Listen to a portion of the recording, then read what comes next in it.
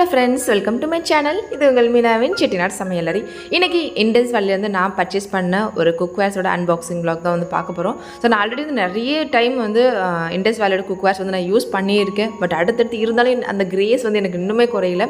So இப்போ வந்து பார்த்திங்கன்னா இப்போ நியூ லான்ச் பண்ண இந்த ப்ளூ கலரில் உள்ள செட் வந்து நான் ஃப்ரைங் பேன் வந்து ஆர்டர் பண்ணியிருந்தேன்.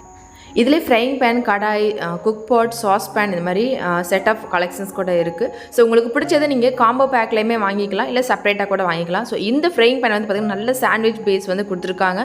அந்த ஹேண்டிலுமே வந்து பார்த்திங்கன்னா ரொம்ப ஈஸியாக இருக்கும், நம்ம யூஸ் பண்ணுறதுக்கு ரொம்பவே வந்து கம்ஃபர்டபுளாக இருக்கும். ஸோ அடுத்ததாக வந்து பார்த்திங்கன்னா நான் வந்து ஒரு 3 லிட்டரில் ஒரு ப்ரெஷர் பேன் வந்து ஆர்டர் பண்ணியிருந்தேன். ஸோ இதுமாதிரி வந்து ட்ரைப்ளையில் தான் வந்து ஆர்டர் பண்ணியிருந்தேன். ஆல்ரெடி வந்து ஒரு 5 லிட்டர் கெப்பாசிட்டியில் குக்கர் வந்து யூஸ் பண்ணிகிட்ருக்கேன். பட் மார்னிங் டைமில் வந்து நம்ம டக்குன்னு எடுத்து சமைக்கிற மாதிரி கொஞ்சம் கம்மியான குவான்டிட்டியில் தானே சமைப்போம். ஸோ அதுக்கு யூஸ் ஆகிற மாதிரி உள்ள 3 லிட்டர் கெப்பாசிட்டியில் இந்த ப்ரெஷர் பேன் வந்து ஆர்டர் பண்ணியிருந்தேன். ஸோ இந்த குக்வேர்ஸில் வந்து நீங்கள் பர்ச்சேஸ் பண்ணணும் அப்படின்னா ஸ்க்ரீனில் தெரியாத அந்த கூப்பன் கோட் யூஸ் பண்ணி நீங்கள் வந்து பர்ச்சேஸ் பண்ணிக்கலாம். எம்ஆர்பிலேருந்து எக்ஸ்ட்ராவாக உங்களுக்கு 12% வரைக்குமே டிஸ்கவுண்ட் கிடைக்கும். காலையில் பசங்களுக்கு வந்து நீங்கள் கம்மியான குவான்டிட்டியில் சாதம் வைக்கிறதோ இல்லை குழம்பு எது வைக்கிறதுனாலுமே இந்த மாதிரி கம்மியான கெப்பாசிட்டியில் இருக்க மாதிரி குக்வேர்ஸ் வாங்கி வச்சுட்டிங்கன்னா ரொம்ப ஈஸியாக இருக்கும். ஸோ நான் வந்து இன்றைக்கி மார்னிங் வந்து இட்லி, சாம்பார், அப்புறமா ஒரு கொத்தமல்லி சட்னி அதுதான் வந்து ரெடி பண்ண போகிறேன். ஸோ எனக்கு இது ரொம்ப கம்ஃபர்டபுளாக இருக்குது. ஏன்னா இது வாங்கினதுக்கப்புறம் வந்து நான் இப்போ வரைக்கும் ஒரு 3 டைம்ஸ்க்கு மேலே வந்து யூஸ் பண்ணிவிட்டு ரொம்ப ஈஸியாக இருக்குது. அண்ட் வாஷ் பண்ணுறதுக்குமே வந்து பார்த்திங்கன்னா ரொம்பவே ஈஸியாக இருக்குது. ட்ரைப்ளையில் ஒரு ப்ளஸ் அப்படின்னு பார்த்தீங்கன்னா நமக்கு வந்து நல்லா வந்து டக்குன்னு வாஷ் பண்ணுற மாதிரி இருக்கும். அண்ட் ஹீட்டுமே வந்து அதிகமாக ஈவனாக வந்து ஸ்ப்ரெட் ஆகும். ஸோ நம்ம கொஞ்சம் காய்கறி எல்லாமே வந்து கட் பண்ணி வச்சுருந்தேன். 2 கத்திரிக்காய், ஒரு உருளைக்கிழங்கு, ஒரு கேரட், கொஞ்சமாக வந்து பீன்ஸ் அண்ட் பச்சை மிளகா, வெங்காயம் அதெல்லாமே வந்து கட் பண்ணி வச்சுருந்தேன். ஸோ ரெகுலராக இது எல்லாருமே வைக்கிற மாதிரி சாம்பார் தான். பட் இதில் வந்து ஒருத்தவங்களும் ஒரு மாதிரி வைக்கிறாங்க. நான் வந்து பாசி பருப்பு இருக்குது அது மட்டுமே தான் சேர்த்து வைப்பேன். எக்ஸ்ட்ராவாக அதில் துவரம் பருப்பு எதுவும் ஆட் பண்ண மாட்டேன். கொஞ்சம் தண்ணி சேர்த்துட்டு, நமக்கு தேவையான அளவு தண்ணி சேர்த்துட்டு, உப்பு சேர்த்துட்டு, மஞ்சத்தூள் இதெல்லாமே சேர்த்துட்டு குக்கர் போட்டு லிட் க்ளோஸ் பண்ணிடலாம். டக்குன்னு ஒரு 10 மினிட்ஸ்லேயே இந்த சாம்பார் வந்து வச்சிடலாம். நீங்கள் எவ்வளோ குவான்டிட்டி வைக்கிறீங்க அதுக்கேற்ற மாதிரி தான் வந்து டைம் டிலே ஆகும். ஸோ அதை வந்து வேறு ஒரு அடுப்பில் மாற்றி வச்சுட்டு அப்படியே கொஞ்சம் சைடில் சட்னிக்குமே வந்து ரெடி பண்ணிவிட்டேன். ஸோ இந்த ஃப்ரைங் பேன் வந்து பார்த்திங்கன்னா ரொம்ப லைட் வெயிட்டாக இருக்குது. ஆனால் லைட்டாக இருக்கிறதுனால அடி பிடிக்கலை. அண்ட் அந்த சாண்ட்விச் பேஸ் இருக்கிறதுனால ஈவனாக வந்து ஹீட் ஸ்ப்ரெட் ஆகிறதுனால கொஞ்சம் கூட அடி பிடிக்கலை. அண்ட் சீக்கிரமாக வதங்கிடுச்சு அந்த வெங்காயமுமே கூட. ஆல்ரெடி நான் ஒரு ஃப்ரைங் பேன் வந்து யூஸ் பண்ணிட்டு தான் இருக்குது. ஸோ அதுவுமே வந்து ஃபுல்லாக ட்ரைப்ளை அண்ட் நல்ல ஹெவி வெயிட்டில் இருக்கும். பட் இது வந்து இன்னும் கொஞ்சம் லைட் வெயிட்டில் இருக்குது அப்படின்றதுனால இதை வந்து ஆர்டர் பண்ணியிருந்தேன். ஸோ இந்த சட்னிக்கு வந்து பார்த்திங்கன்னா கொஞ்சம் எண்ணெய் காய வச்சுட்டு உளுந்தம்பருப்பு, கடலைப்பருப்பு, அப்புறமா ஒரு 5லேருந்து 6 வரமிளகா, கொஞ்சம் வெங்காயம், ஒரு தக்காளி இது வந்து நல்லா கட் பண்ணி நல்லா வதக்கிக்கலாம்.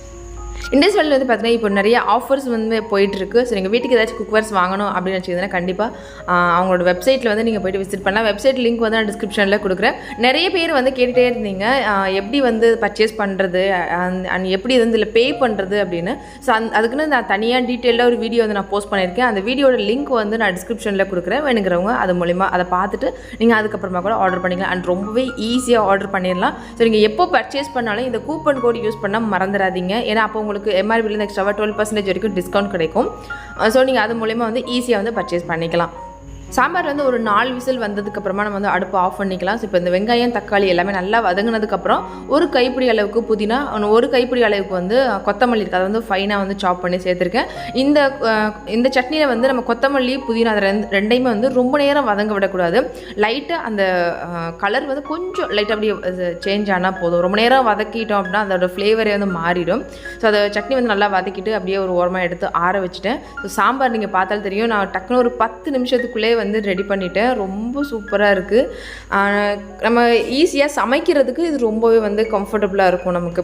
நல்லா வந்து சாம்பார் காய்கறி எல்லாமே நல்லா வெந்துருச்சு. இருந்தாலும் கரண்டி வச்சு லைட்டாக ஒரு டைம் மசிச்சு விட்டுட்டு அதுக்கப்புறமா அதுக்கு வந்து நம்ம ஒரு தாளிப்பு கொடுத்துக்கலாம். ஸோ நீங்கள் வெளியில் எங்கேயாச்சும் ட்ராவல் பண்ணுறீங்க அப்படின்னாலுமே தாராளமாக இந்த சாம்பார் வந்து செஞ்சு எடுத்துகிட்டு போகலாம். ஒரு ஈவினிங் வரைக்குமே தாராளமாக இந்த சாம்பார் வந்து தாங்கும். ஏன்னா நான் ரீசெண்ட் டைமில் ஊருக்கு போயிருந்தப்போ எல்லாம் ஃபேமிலியாக சேர்ந்து போயிருந்தப்போ இந்த சாம்பார் வச்சு எடுத்துகிட்டு போயிருந்தேன். இதில் வந்து நம்ம கொஞ்சம் புளி வந்து சேர்த்துக்கணும். புளி சேர்த்துட்டோம் அப்படின்னா ஈவினிங் வரைக்குமே கெட்டு போகாமல் இருக்கும்.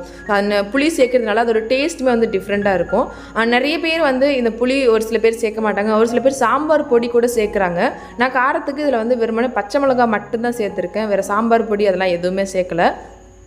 இதுக்கு ஒரு தாளிப்பு வந்து நம்ம கொடுத்துடலாம். கொஞ்சம் அதே ஃப்ரைங் பேனில் கொஞ்சம் எண்ணெய் ஊற்றிட்டு 1 டீஸ்பூன் அளவுக்கு கடுகு, 1 டீஸ்பூன் அளவுக்கு ஜீரகம் வந்து சேர்த்துட்டு ஒரு 2 வரமிளகா அதையும் கிள்ளிட்டு சேர்த்துருக்கேன். அப்படியே கொஞ்சம் கருவேப்பிலை. இதுக்கு வந்து பெருங்காயம் தான் வந்து மெயின். ஒரு 1.5 டீஸ்பூன் அளவுக்கு வந்து பார்த்திங்கன்னா நான் பெருங்காயம் தான் வந்து சேர்த்துருக்கேன். அந்த பெருங்காயத்தோட ஃப்ளேவர் தான் வந்து ரொம்பவே சூப்பராக இருக்கும். கொஞ்சம் லைட்டாக அந்த பச்சை வாசனை போகிற வரைக்கும் வதக்கிட்டு நம்ம அதை வந்து டேரெக்டாக சாம்பாரில் வந்து சேர்த்துக்கலாம். அண்ட் டக்குன்னு வச்சிடலாம். பொண்ணுக்கு ரொம்ப ரொம்ப பிடிக்கும். என் பொண்ணுக்கு இந்த அந்த இட்லி சாம்பார் அதை வச்சு சாப்பிட்டா அவர் ரொம்ப ஹாப்பியாக சம்டைம்ஸ் ஸ்கூலுக்கு நான் லஞ்ச் ரெடி பண்ணியிருந்தாலுமே எனக்கு குட்டி குட்டியாக இட்லி ரெடி பண்ணி இந்த சாம்பார் ஊற்றி கொடுத்து விட சொல்லுவாள். கண்டிப்பாக நீங்களும் ட்ரை பண்ணி பாருங்கள். மினி இட்லியில் இந்த சாம்பார் ஊற்றி நல்லா ஊற வச்சு சாப்பிட்டோன்னா அதோட டேஸ்ட்டே வேறு லெவலில் இருக்கும். நிறைய பேர் இந்த தாளிக்கும் போதுமே வந்து இந்த சாம்பார் பொடி வந்து சேர்ப்பாங்க. பட் நான் அதெல்லாம் எதுவுமே சேர்க்க மாட்டேன். இந்த டைம் நான் பர்ச்சேஸ் பண்ண இந்த 2 குக்வேர்ஸுமே ரொம்ப ரொம்ப சூப்பராக இருந்தது. எனக்கு பர்சனலி ரொம்ப பிடிச்சிருந்தது. அண்ட் அந்த ஹேண்டில் எல்லாமே வந்து பார்த்திங்கன்னா நல்லா திக்காகவே வந்து கொடுத்துருக்காங்க. ஸோ கண்டிப்பாக இந்த குக்வேர்ஸில் நீங்கள் பர்ச்சேஸ் பண்ணணும் அப்படின்னா இந்த ப்ராடக்ட்டோட லிங்க் எல்லாமே நான் டிஸ்கிரிப்ஷனில் வச்சிருக்கேன். ஸோ நீங்கள் அது மூலமாக ஈஸியாக வந்து பர்ச்சேஸ் பண்ணிக்கலாம். ஸோ நான் என்னோட பிரேக்ஃபாஸ்ட் ரெடி பண்ணிட்டேன். ஸோ நான் ஜாலியாக சாப்பிட போகிறேன். நீங்களும் கண்டிப்பாக ட்ரை பண்ணி பாருங்கள். அண்ட் நீங்கள் பர்ச்சேஸ் பண்ணும்போது இந்த கூப்பன் கோடை யூஸ் பண்ண மறந்துடாதீங்க. இந்த வீடியோ உங்களுக்கு பிடிச்சிருந்து யூஸ்ஃபுல்லாக இருந்துச்சுன்னா மறக்காம உங்களோட ஃப்ரெண்ட்ஸ் அண்ட் ஃபேமிலிக்கு ஷேர் பண்ணிக்கோங்க. Thanks for watching.